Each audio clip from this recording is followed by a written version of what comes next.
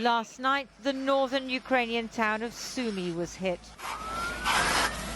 Just like Odessa, Zaporizhia, Mykolaiv and other towns over the weekend. Missiles and drone swarms launched from deep inside Russian territory.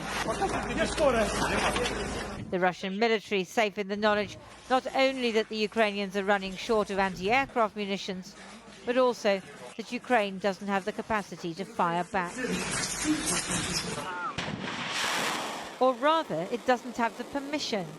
The US has provided Ukraine with ATACMS, long-range surface-to-surface supersonic guided missiles, seen here on exercise in South Korea. President Zelensky has long told President Biden that they need to hit targets deep inside Russia. But the relaxing of the rules only allows use in a small part of Russia, which Ukraine seized in August, and where it now faces North Korean as well as Russian troops. Biden says Ukraine can use ATACMS to strike Russian and North Korean targets across the border in Kursk, where the Ukrainians are fighting a counteroffensive. But the US still isn't allowing Ukraine to use ATACMS with their 300-kilometer range to strike bases from which the Russians are attacking Ukrainian cities. Even in the range of ATACMS ballistic missiles, we have around 250 Russian military objects that are around Russian-Ukrainian border. So it would be a real game changer if we would gain this total permission by US, by UK and France to use ballistic missiles like ATACMS, like Storm Shadow, on Russian territory, to strike deep into Russian territory. The Russian Ministry of Defense has released pictures of its air offensive. They say the decision on ATACMS raises a new spiral of tension, but NATO says it's Russia that is escalating the war which it started. We see the dangerous expansion of the war, with North Korean troops fighting alongside Russia against Ukraine. This comes on top of the supply of ammunition that North Korea provides, the drones from Iran, and the dual-use goods supplied by China, all of which fuel Russia's war machine.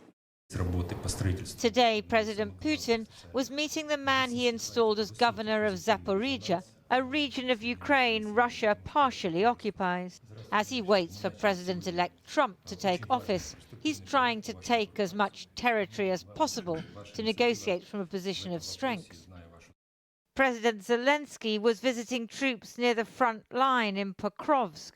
The Pokrovsk section is very tense. I know that thanks to your resilience, the east hasn't been occupied in its entirety by the Russian Federation. The enemy gets our responses every day, from you and from your brothers in arms. I want you to know that the Ukrainian people are very thankful.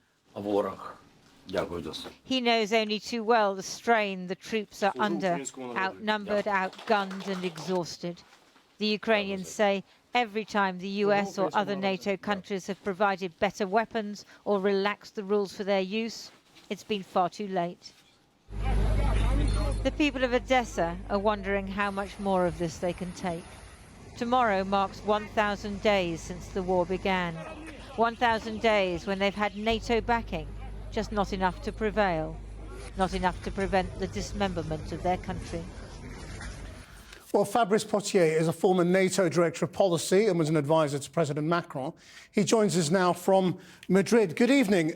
This new permission is very limited and very late. What real difference does it make? Like you said, I think this is sadly too little too late, and this is part of a long series of decisions that have been constantly behind the curve in terms of responding to Russian escalation. And clearly, I mean, we don't get the full picture, but it seems that the US decision is only for the Kursk Oblast perimeter, which leaves again this logic of giving the Ukrainian just enough to fight, but always with one hand tied in their back. So I would say there's a symbolic value to the decision. There is a kind of new threshold.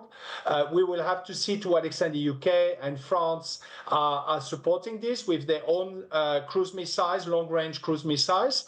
But the reality is that in the quantitative logic of this war, it's not going to fundamentally change the Ukrainian position. I mean, Russia rudely talks about America and its satellites, meaning Britain and France and others in NATO. But when you look at the decision-making, it's hard to see that they're wrong. I mean, if Britain and France want to give Ukraine more permission to use the weapons that they send, why can't they?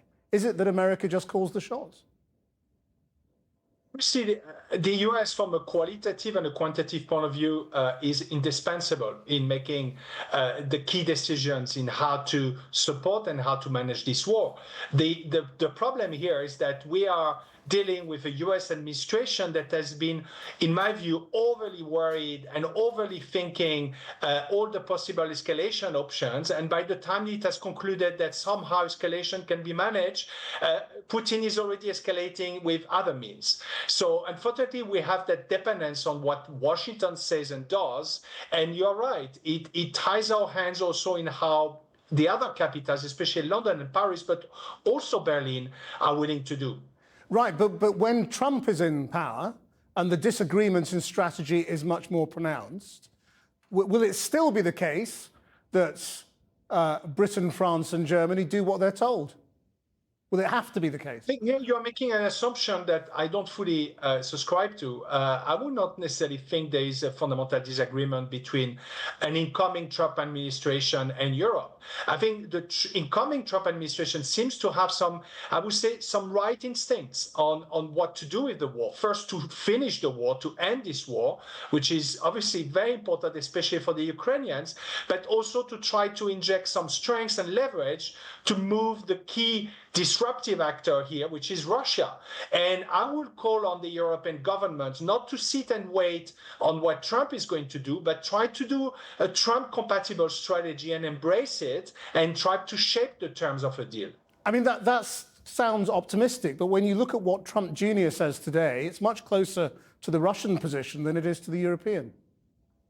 You're right. There are lots of divergent voices and often voices that are against the logical interest of Ukraine and of Europe. But there are also voices around Trump that are, I would say, more sensible and more aware that a bad deal will actually look bad for Donald Trump. So I think he's got every interest to have something where Ukraine can hold on the long term, rather than something like Afghanistan, where you will have a collapse on his watch, and he doesn't like to look bad.